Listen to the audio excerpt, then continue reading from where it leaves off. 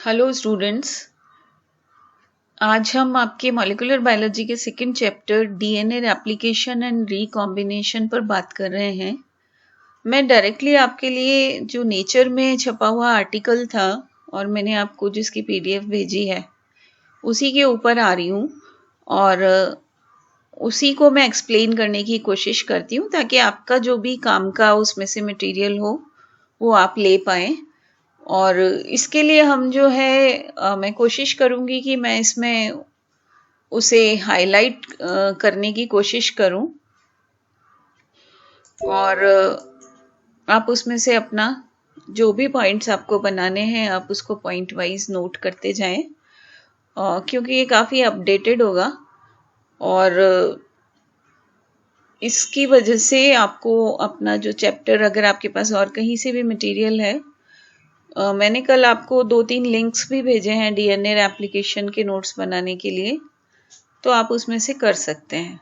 लेकिन फिर भी मुझे लगा कि मैं एक बार आपको समझा देती हूँ ताकि आपको उसके बेसिक्स क्लियर हो जाएं। डीएनए एप्लीकेशन जब भी हम उसकी बात करते हैं तो ये एक बहुत ही शुरुआती जो डिफ़िकल्ट टास्क था इसमें उसकी मैकेनिज़्म को एक्सप्लेन करना, उसको वॉटसन एंड क्रिक ने अपने समय पे क्लियर किया था। लेकिन वॉटसन एंड क्रिक को भी डीएनए एप्लीकेशन का पूरा मैकेनिज्म पता नहीं था और उन्होंने जेनेटिक कोड्स तक भी क्रैक कर लिया था, लेकिन फिर भी उन्होंने इसके जो फैक्ट्स हैं डीएनए एप्लीकेशन के उसको वो पूरी तरह से नहीं कर पाए थे। उसको लेटर स्टेजेस में उन्होंने कोशिश की थी। तो अगर हम इसका फर्स्ट पैरा देखें तो इसमें है कि डीएनए जो है लाइफ की सभी जेनेटिक इंफॉर्मेशंस को कैरी करता है और जितनी भी हमारी हेरिडिटरी इंफॉर्मेशंस हैं किसी भी इंसान की वो हमारे 23 पेयर ऑफ क्रोमोसोम्स में छुपी हुई होती हैं और ये क्रोमोसोम्स जो हैं किसी भी सेल की एक लिविंग यूनिट होते हैं और जब भी हम रेप्लिकेशन की बात करते हैं तो सेल डिवीजन भी हमारे सामने आता है, क्योंकि रेप्लिकेशन की ज़रूरत हमें तभी पड़ती है जब सेल डिवीजन हो रहा होता है। तो हर एक डिवीजन के स्टार्ट होने से पहले उसकी कॉपीज को बनाने के लिए जितना भी रॉ मटेरियल है या जो भी मॉलिक्यूल्स की हमें ज़रूरत होती है वो हमारे पास डबल मात्रा में होने चाहिए, सबसे पहली शर्त। और जो डीएनए रेप्लिकेशन है ये यही डुप्लीकेशन प्रोसेस है जिसमें हम जितना भी जेनेटिक मटेरियल है उसको डबल करने की कोशिश कर रहे हैं। जब सेल डिवाइड होगी तो वो मटेरियल जो है हमारे पास नहीं होगा तो डबल नहीं हो पाएगा, कमी रह जाएगी उसमें। तो डायनेमिक डीएनए जो है उसकी मात्रा हमारे पास होनी चाहिए। इसी तरह से डीएनए रिकॉम्बिनेशंस के लिए जो जीन्स हैं उनमें जो शफलिंग होगी, जो शिफ्टिंग होगी, उसके लिए भी हमारे पास पर्याप्त मात्रा में होना चाहिए मटेरियल।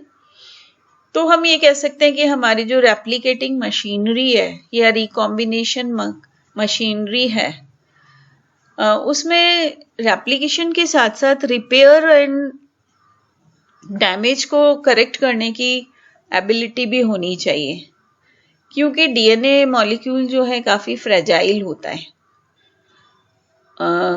इसी बात को अगर हम आगे बढ़ाते हैं तो हम ये देखते हैं कि सेकंड पैरा इसमें ये कहता है कि डीएनए डबल हेलिक्स जो है वो वॉटसन एंड फ्रांसिस ने double pair of DNA strand जो था न्यूक्लियोटाइड सीक्वेंस उसके एक्सप्लेन किए थे। और इसमें जो ये डबल हेलिक्स का मॉडल उन्होंने प्रपोज किया था उसमें बहुत ही बढ़िया डीएनए रेप्लिकेशन और डीएनए रिकॉम्बिनेशन के लिए जो थी उसको अप्लाई किया जा सकता था उनके स्ट्रक्चर के ऊपर, उनके मॉडल के ऊपर। लेकिन 1953 से पहले मॉलिक्यूलर मैकेनिज्म इस सब का नहीं पता था, यानी डीएनए रेप्लिकेशन का और डीएनए रिकॉम्बिनेशन का मैकेनिज्म 1953 से पहले हमें पता नहीं था। तो जब ये कहते हैं कि एक बेस पेयर से बने हुए एक स्ट्रैंड जिसमें एडेनिन, थाइमिन, ग्वानिन और साइटोसिन होते हैं, वो उसका मतलब ये हुआ कि उसका जो साथ में कॉम्प्लीमेंट्री स्ट्रैंड है उसमें उसके अपोजिट कोरस्पॉन्डिंग न्यूक्लियोटाइड्स प्रेजेंट होते हैं, ये हम सभी जानते हैं। तो इनमें से ऐसा होता है कि सीक्वेंस का कोई भी पार्ट लें हम या कोई भी स्ट्रैंड लें, तो दोनों ही स्ट्रैंड, उसका कोई भी पोर्शन डीएनए रेप्लिकेशन और डीएनए रिकॉम्बिनेशन करने में सक्षम होता है। ये दूसरी बेसिक बात है।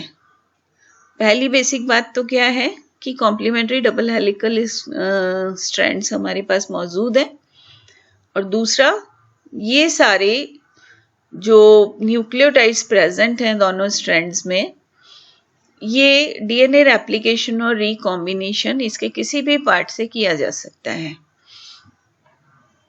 तो ये जो पूरा आर्टिकल है इसमें ये बताना चाहा कि कोशिश कर रहे हैं कि किस तरह से डीएनए की डिस्कवरी ने डीएनए रेप्लिकेशन और रिकॉम्बिनेशन के लिए नए रास्ते खोले थे, नए क्षितिज उसमें विकसित हुए, कैसे उनके इंटरेक्शंस वगैरह जो है धीरे धीरे खुलते चली गई परतों की तरह। तो सबसे पहले ये बात कर रहे हैं स्ट्रक्चरल फीचर्स की। सबसे पहले जो इसके अंदर डीएनए के स्ट्रैंड्स में स्ट्रक्चरल प्रोटीन्स काम करते हैं, उसको भी उन्होंने इग्नोर नहीं किया था। उसके लिए उन्होंने बताया था कि डीएनए जो है वो सबसे पहले आरएनए के थ्रू, जीन ट्रांसक्रिप्शन के थ्रू अपना काम करता है, और फिर उसके बाद आरएनए मॉलिक्यूल इंटर्न प्रोटीन्स को बनाते हैं। तो ट्रांसलेशन या ट्रांसक्रिप्शन, रेप्लिकेशन और ट्रांसलेशन, इन तीनों से मिलके जो सेंट्रल डोग्मा बनता है तीनों से, वो बेसिक जेनेटिक इंफॉर्मेशन ट्रांसफर का आधार होता है। सेंट्रल डोग्मा आपको याद होगा कि एक ट्रायंगुलर चित्र होता है। इस ट्रायंगल में हम एक में तो रखते हैं रेप्लिकेशन, एक में रखते हैं ट्रांसलेशन और एक तरफ रखते हैं ट्रांसक्रिप्शन। और तीनों में जो तीर के निशान होते हैं उसमें प्रोटीन जब बन जाता है तो वो वापस से डीएनए में नहीं बदल सकता, लेकिन बाकी दोनों जो है वो रिवर्सिबल हो सकते हैं आज की खोज के मुताबिक। तो जब भी जेनेटिक इंफॉर्मेशन को रीड करने की बात होती है और जब भी इनके सीक्वेंसेस की बात होती है डीएनए के भीतर की तरफ, तो हम ये जानते हैं कि डीएनए के स्ट्रैंड्स का सेपरेशन होना बहुत ज़रूरी है किसी भी प्रोसेस को शुरू करने के लिए। तो वॉटसन एंड क्रिक का मॉडल जो है वो ये स्वतंत्रता देता था वैज्ञानिकों को कि दोनों जो सेंट्रल न्यूक्लियोटाइड्स होते हैं उनके बीच में जो हाइड्रोजन बॉन्डिंग होती है, उसको अगर कॉम्प्लीमेंट्री बेस पेयर के बीच में से हटा दिया जाए तो दोनों स्ट्रैंड्स फ्री हो सकते हैं या अलग अलग हो सकते हैं। तो सबसे पहला जो पॉइंट आया है हमारा, वो यहाँ पर यह आया है कि दोनों स्ट्रैंड्स डीएनए के अलग हो जाएं, किससे? हाइड्रोजन बॉन्डिंग के टूट जाने से। तो ये एक इम्पॉर्टेंट, जब हम डीएनए स्ट्रैंड सेपरेशंस की बात करते हैं तो वैज्ञानिकों ने ये भी ट्राई किया कि डीएनए को बाहर कोशिका में भी कैसे तोड़ा जा सकता है बाहर की कंडीशंस से, बिना सेल डिवीजन के।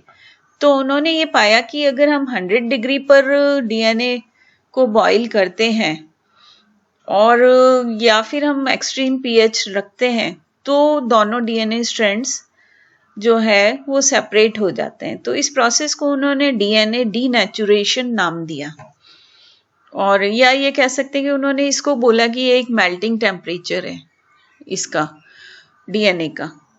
तो और इसमें इन्होंने ये भी देखा कि जो जी और सी के बीच में बेस पेयर हैं उनमें 3 बॉन्ड्स होते हैं और ए और टी के बीच में 2 होते हैं। तो जी और सी वाला देर में मेल्ट होता है, यानी उसके स्ट्रैंड्स देर में सेपरेट होते हैं, और ए और टी बेस पेयर में क्योंकि 2 ही हाइड्रोजन बॉन्ड्स होते हैं तो ये जल्दी एक दूसरे से अलग हो जाते हैं। और उन्होंने ये भी पाया कि अगर हम बहुत हाई सॉल्ट कॉन्सेंट्रेशन लेते हैं और 90 डिग्री पर अगर इसको करते हैं तब भी इसके बेस पेयर्स अलग हो जाते हैं, और उसमें भी इन्होंने पाया कि ए और टी जल्दी अलग होते हैं। 53% एटी अलग हुए और 47% जीसी एक दूसरे से अलग हुए। तो शुरू में ये भी सवाल आया कि क्या कभी ऐसा भी होता है नेचर में कि दोनों जो स्ट्रैंड्स हैं वो अलग हो जाएं और वापस जुड़ जाएं। इस प्रोसेस को इन्होंने डीएनए रीनेचुरेशन नाम दिया। तो ये एक ड्रामेटिक फिनोमिना होता है कि अगर एक बार डीएनए के स्ट्रैंड्स आपस में अलग हो जाएं और फिर वापस वही स्ट्रैंड आपस में जुड़ जाए, जिसे हम डीएनए रीनेचुरेशन कह रहे हैं, तो उसके लिए भी वैज्ञानिकों ने ट्राई किया। तो उन्होंने देखा कि ये कभी 1 इन अ मिलियन नेचर में कभी ऐसा होता है, लेकिन जनरली ऐसा नहीं होता है।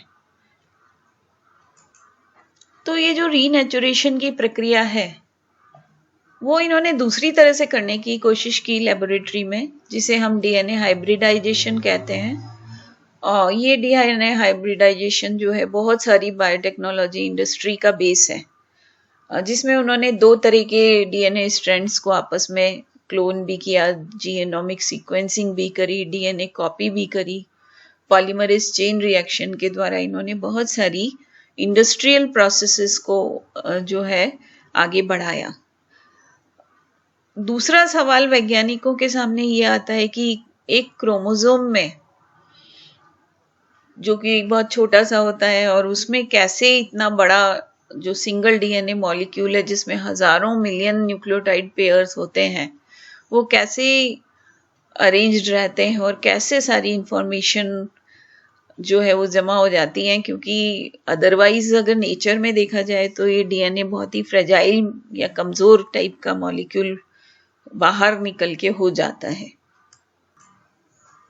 तो बात जब डीएनए रेप्लिकेशन की हो रही हो, उस समय हम ये देखते हैं कि डीएनए रेप्लिकेशन जो है वो सबसे पहले रेप्लिकेशन फॉर्क्स बनने के साथ शुरू होता है।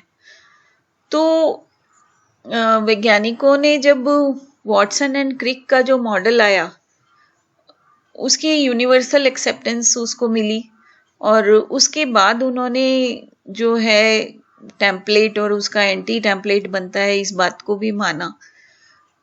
तो दूसरी क्रांति आई थी एंजाइम डीएनए पॉलीमरेज से। ये डीएनए पॉलीमरेज डीएनए के एक स्ट्रैंड को टेम्पलेट की तरह काम में लेता है और नया कॉम्प्लीमेंट्री स्ट्रैंड बनाता है, ये हम सब जानते हैं। चारों डीऑक्सीराइबो न्यूक्लियोसाइड ट्राइफॉस्फेट न्यूक्लियोटाइड्स जो होते हैं, जिनको हम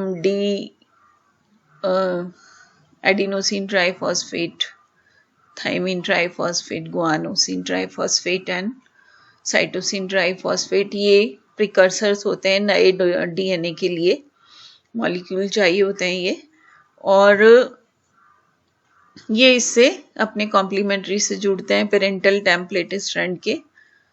तो डीएनए पॉलीमरेज था वो इन सबको यूज कर रहा था, लेकिन एक समय पर एक ही न्यूक्लियोटाइड को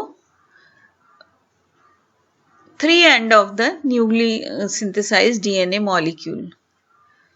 तो इससे ये पता चला कि जो डीएनए चेन ग्रोथ है वो 5 से 3 केमिकल डायरेक्शन की तरफ यूज हो रही है, 5 to 3 केमिकल डायरेक्शन की तरफ यूज हो रही है, क्योंकि ये 3 एंड पर यूज कर रहा था।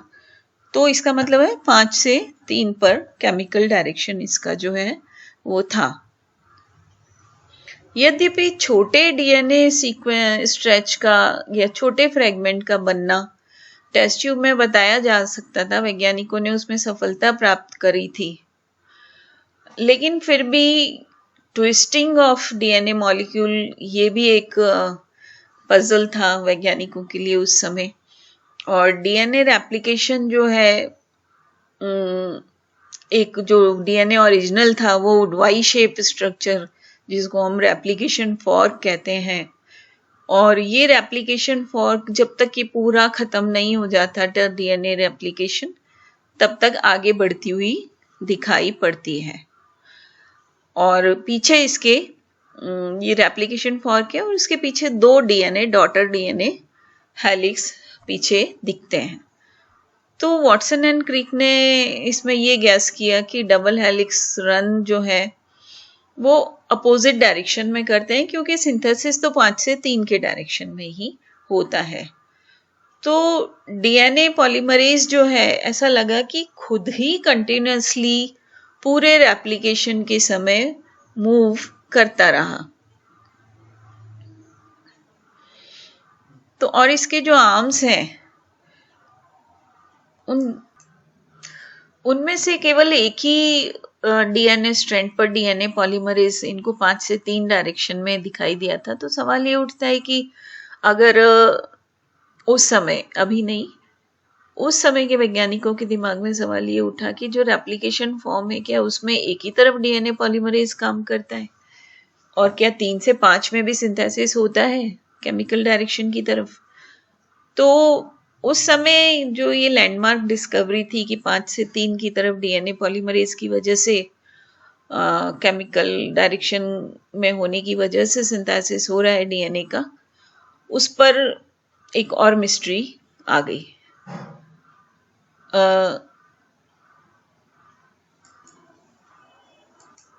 ये जो आप यहाँ डायग्राम देख रहे हैं वो डीएनए रेप्लिकेशन फॉर्क का है। इसमें ए जो डायग्राम है, ये वाला, ये बता रहा है कि न्यूक्लियोसाइड ट्राइफॉस्फेट्स जो हैं वो डीएनए पॉलीमरेज के लिए एक सबस्ट्रेट का काम करते हैं। और ये जो सबस्ट्रेट है, इसमें न्यूक्लियोसाइड ट्राइफॉस्फेट में 3 फॉस्फेट हमें ये दिखाई पड़ रहे हैं, और ये जो पीले गोले हैं इनसे, और इसमें से भी चारों में से जो एक बेस है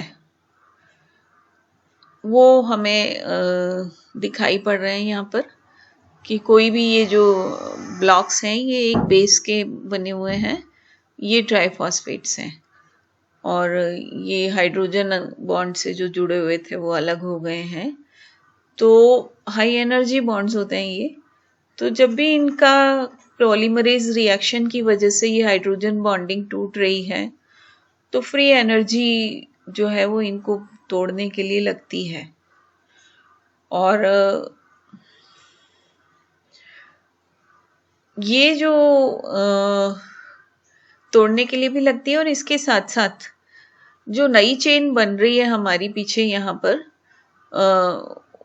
अगर बनेगी तो उसमें भी एनर्जी चाहिए होती है। तो ये दिखा रहा है कि सारे जो सिंथेसिस हैं वो 3 से 5 के डायरेक्शन में नहीं होते हैं, 5 से 3 के ही डायरेक्शन में, जैसे कि हम पहले भी कह चुके हैं। ये जो बी डायग्राम है ये एक्सप्लेन करता है कि जो 5 से 3 के डायरेक्शन में जो सिंथेसिस हो रहा है, जिसमें कि हम ये देखते हैं कि रेप्लिकेशन फॉर्क में एक स्ट्रैंड तो कहलाता है लीडिंग स्ट्रैंड और दूसरा होता है लैगिंग स्ट्रैंड। तो जो लीडिंग स्ट्रैंड है वो 5 से 3 के डायरेक्शन में कंटिन्यूएशन में बनता है, और जो लैगिंग स्ट्रैंड है उसमें छोटे छोटे फ्रेगमेंट्स बनते हैं। तो ये जो लैगिंग स्ट्रैंड के छोटे छोटे फ्रेगमेंट्स बन रहे हैं, इनको हम ओकाज़ाकी फ्रेगमेंट्स कहते हैं। ये जो ओकाज़ाकी फ्रेगमेंट्स हैं बाद में आपस में जुड़ जाते हैं। तो दोनों में ही डीएनए पॉलीमरेज की आवश्यकता होती है। तो ये एक बेसिक रिएक्शन जो हमारा रेप्लिकेशन का है, और ये इम्पॉर्टेंट, बहुत ही डायग्राम बहुत ही इम्पॉर्टेंट है जो कि आपको बनाना होगा। सवाल ये अब सवाल ये उठा कि जब ये रेप्लिकेशन फॉर्क्स बन गई और लीडिंग और लैगिंग स्ट्रैंड पर डीएनए का सिंथेसिस पॉलीमरेज रिएक्शन की वजह से शुरू हो गया है, डीएनए पॉलीमरेजेस की वजह से, तो अगर 5 से 3 के डायरेक्शन में डीएनए पॉलीमरेज काम करता है तो लीडिंग स्ट्रैंड पर ही डीएनए पॉलीमरेज का एक अणु होना चाहिए, एक मॉलिक्यूल होना चाहिए, लेकिन हम देखते हैं कि दोनों में ही डीएनए पॉलीमरेज का एक एक मॉलिक्यूल होता है, जो कि जैसे जैसे सिंथेसिस होता जाता है वो आगे आगे बढ़ता जाता है। तो लेकिन जब दोनों में पॉलीमरेज है और लेकिन दोनों के रिएक्शन अलग है, रिएक्शन इन द सेंस कि एक में तो कंटिन्यूस फ्रेगमेंट बन रहा है और दूसरे में ओकाज़ाकी फ्रेगमेंट्स के फॉर्म में, तो निश्चित रूप से कोई तो डिफरेंस होगा जहाँ पर कि डीएनए पॉलीमरेज एंजाइम सेम है दोनों में। तो ये जो डिफरेंस का काम है ये कुछ प्रोटीन्स की मदद से होता है। अब वो कौन से प्रोटीन्स हैं ये हम देखते हैं। ये जो डायग्राम मैं आपको दिखाने जा रही हूँ ये इसको बहुत अच्छी तरह एक्सप्लेन करता है। इस डायग्राम में आप देख रहे हैं कि यहाँ पर जो हेलिकल है डीएनए डबल हेलिक्स की, उसमें अनविंडिंग हो रही है। तो इसमें जो हेलिकेज एंजाइम है वो इन बॉन्ड्स को तोड़ता है जो इनके बीच में होते हैं, जिसमें एटीपी हाइड्रोलिसिस की प्रक्रिया के द्वारा। और जो डीएनए टोपोआइसोमरेज एंजाइम है वो टोपोआइसोमरेज एंजाइम जो है वो इनकी कुंडलनों को खोलता है, अनविंडिंग ऑफ हेलिक्स। तो ये दोनों जो एंजाइम है वो यहाँ पर काम करते हैं और ये एंजाइम रेप्लिकेशन फॉर्क के आगे आगे चलेंगे, क्योंकि अनविंडिंग करेंगे और खोलेंगे तभी तो डीएनए पॉलीमरेज अपना काम करेगा। तो सबसे पहले डीएनए हेलिकेज इनके बॉन्ड्स को तोड़ेगा और उसके बाद जो है हेलिकेज का काम ये होगा कि वो न्यूक्लियोटाइड्स को अवेलेबल करवाए, उनकी सरफेस को अवेलेबल करवाए ताकि आगे का रिएक्शन हो सके। और जो डीएनए टोपोआइसोमरेज है वो क्या करेगा कि इनकी जो फोल्ड्स हैं उनको खोलने का कार्य करेगा और उसके बाद जो है डीएनए पॉलीमरेज अपना काम करेगा, जो कि आप देख रहे हैं यहाँ ब्लू कलर से दोनों पे लगा हुआ है, दोनों स्ट्रैंड्स के ऊपर है। अब इसमें ये टिका कैसे रहता है यहाँ पर, इसके लिए हम ये देख रहे हैं कि यहाँ पर दो प्रकार के प्रोटीन्स काम कर रहे हैं। एक तो स्लाइडिंग क्लैंप होता है जो ये प्रोटीन है, ये जो लाइट ब्लू कलर में आप देख रहे हैं, और दूसरा होता है क्लैंप लोडर, ये भी एक प्रोटीन है। तो ये अवधारणा 80s में नहीं थी, ये अभी 80s के बाद आई है, जिसमें इन्होंने प्रोटीन्स को नाम दिया है स्लाइडिंग क्लैंप। क्लैंप मतलब किसी चीज़ को क्लिप करना, और क्लैंप लोडर। तो ये दोनों चीज़ें हैं, स्लाइडिंग क्लैंप और क्लैंप लोडर, जो कि डीएनए पॉलीमरेज को उस जगह पर टिकाए हुए रखते हैं। तो इनके टिकने के बाद फिर ये जो प्रक्रिया है जिसमें कि डीएनए पॉलीमरेज नए न्यूक्लियोटाइड्स को पिकअप करके और नई चेन का निर्माण करेगा, वो वाली प्रक्रिया अब इसमें स्टार्ट होगी। नए स्ट्रैंड को बनने के लिए हमें एक आरएनए प्राइमर की आवश्यकता होती है। तो लीडिंग स्ट्रैंड में तो ये आवश्यकता एक ही बार होगी क्योंकि एक बार बनने की प्रक्रिया शुरू हो गई, लेकिन लैगिंग स्ट्रैंड में छोटे छोटे फ्रेगमेंट्स बन रहे हैं, ओकाज़ाकी फ्रेगमेंट्स नए, तो हर बार उसे आरएनए प्राइमर की आवश्यकता होगी। तो आरएनए प्राइमर को अवेलेबल करवाने का काम जो है वो किसका होता है, आरएनए प्राइमेज एंजाइम का। ये आप देख रहे हैं, ये रेड कलर से आरएनए प्राइमर दिखाया जा रहा है। तो ये जो है आरएनए प्राइमेज नाम के एंजाइम के द्वारा अवेलेबल करवाए जाते हैं आरएनए प्राइमर्स, ताकि फ्रेगमेंट बनने की। आरएनए प्राइमर के बाद अब एक आवश्यकता ये होती है कि ये जो हमारे फॉर्क में दोनों डीएनए स्ट्रैंड्स अवेलेबल हैं, ये भी स्टेबल रहें, ये अपघटित ना हो जाए, तो उसके लिए जो है single strand DNA binding protein अपना कार्य करते हैं, वो इसको कवर कर लेते हैं और सिंगल स्ट्रैंड डीएनए बाइंडिंग को सिंगल स्ट्रैंड को एक स्थायित्व प्रदान करते हैं ताकि ये अवेलेबल रहे रेप्लिकेशन के लिए। तो single strand DNA binding protein का कार्य क्या है कि जब ये हेलिकल खुल जाएगा उसके बाद वो इसको चारों तरफ से कोटिंग कर देते हैं और इस सिंगल स्ट्रैंड के स्थायित्व को बढ़ाते हैं। अब आप दूसरे चित्र में ये भी देख रहे हैं, जो बी बना हुआ है इसमें आप ये देख रहे हैं कि क्योंकि यहाँ पर इतने सारे ओकाज़ाकी फ्रेगमेंट्स का निर्माण होगा, तो ये ओकाज़ाकी फ्रेगमेंट्स में ऐसा नहीं हो कि एक ओकाज़ाकी फ्रेगमेंट के निर्माण के बाद डीएनए पॉलीमरेज फ्री हो गया। नहीं, ऐसा नहीं होता। लीडिंग स्ट्रैंड का जो डीएनए पॉलीमरेज मॉलिक्यूल है वो लैगिंग स्ट्रैंड के डीएनए पॉलीमरेज के साथ बाइंड रहता है। तो जब भी एक ओकाज़ाकी फ्रेगमेंट का निर्माण होता है तो वही मॉलिक्यूल दूसरे का भी निर्माण करेगा, वही डीएनए पॉलीमरेज मॉलिक्यूल काम आएगा और हमें बार बार नए मॉलिक्यूल की आवश्यकता नहीं होती है। तो दोनों के साथ बंधे हुए होने से ये प्रक्रिया भी होती है। इसके अलावा भी हमें बहुत सारे प्रोटीन्स की या एंजाइम्स की आवश्यकता होती है, जिसमें कि हम रेप्लिकेशन ऑरिजिन वाली जगह पे कुछ काम प्रोटीन्स आते हैं और आरएनए एच एंजाइम आते हैं जो कि आरएनए प्राइमर को इसका काम खत्म होने के बाद हटाएंगे ओकाज़ाकी फ्रेगमेंट के पास से। इसके अलावा डीएनए लाइगेज होगा जो कि ओकाज़ाकी फ्रेगमेंट्स को आपस में जोड़ेगा और एक कंटिन्यूअस डीएनए स्ट्रैंड का निर्माण करेगा। अब हमें ये भी देखने को मिलता है कि न्यूक्लियोटाइड्स का जो यूज़ है वो बहुत ही तेज़ी से होता है। 1000 से 2000 न्यूक्लियोटाइड्स पर सेकंड के हिसाब से बैक्टीरिया में बनते हैं और जबकि यूकैरियोट्स में ये थोड़ी सी प्रक्रिया धीमे होती है, जहाँ पर कि ये 100 से 200 न्यूक्लियोटाइड पर सेकंड होते हैं। अब इसके बाद ये भी सवाल उठता है कि क्या सभी ऑर्गेनिजम्स में इस तरह का प्रोसीजर होता है और क्या जो प्रोटीन्स इसमें ज़रूरत होती है, क्योंकि बेसिक मैकेनिज्म हम चाहे मैमल्स हों या बैक्टीरिया, बेसिक मैकेनिज्म सब में एक ही है, लेकिन तो नेचुरल सी बात है कि जो डिफरेंस होगा वो किसका होगा, प्रोटीन्स का होगा।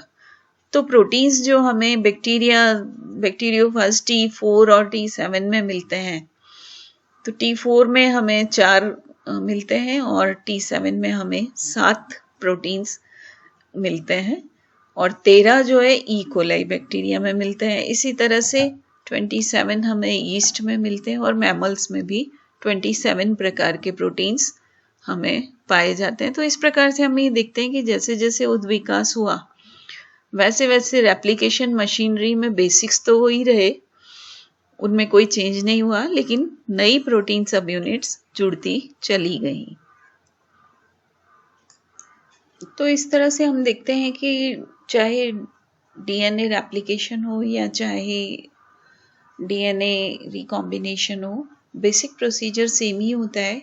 हाँ, उसमें जो प्रोटीन्स काम आते हैं वो स्पीशीज़ के साथ बदलते हैं और जैसे जैसे हायर स्पीशीज़ जुड़ती जाती हैं वैसे वैसे उनमें बहुत ज़्यादा सब यूनिट्स प्रोटीन की बनती चली जाती हैं।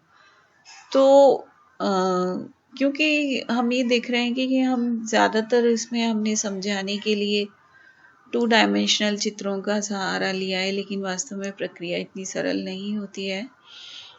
ये इसी बात से पता चलता है कि एक ईस्ट में जब डीएनए की रेप्लिकेशन की प्रक्रिया होती है तो 88 जीन्स काम आते हैं, जबकि रिकॉम्बिनेशन में 49 जीन्स काम आते हैं। तो उसी से पता चल जाता है कि ये अभी भी इसमें बहुत सारी रिसर्च होनी बाकी है और आगे आने वाले समय में हो सकता है कि हम इसमें और भी थोड़े कॉम्प्लिकेटेड प्रोसेस को खोज कर पाएँ। थैंक यू, इतना ही। नेक्स्ट चैप्टर्स में हम ये देखेंगे कि बैक्टीरियल क्रोमोसोम और यूकैरियोट्स में दोनों की रेप्लिकेशन में क्या अंतर होता है और साथ ही इनमें क्या एंजाइम्स और क्या प्रोटीन्स काम में आते हैं। Thank you.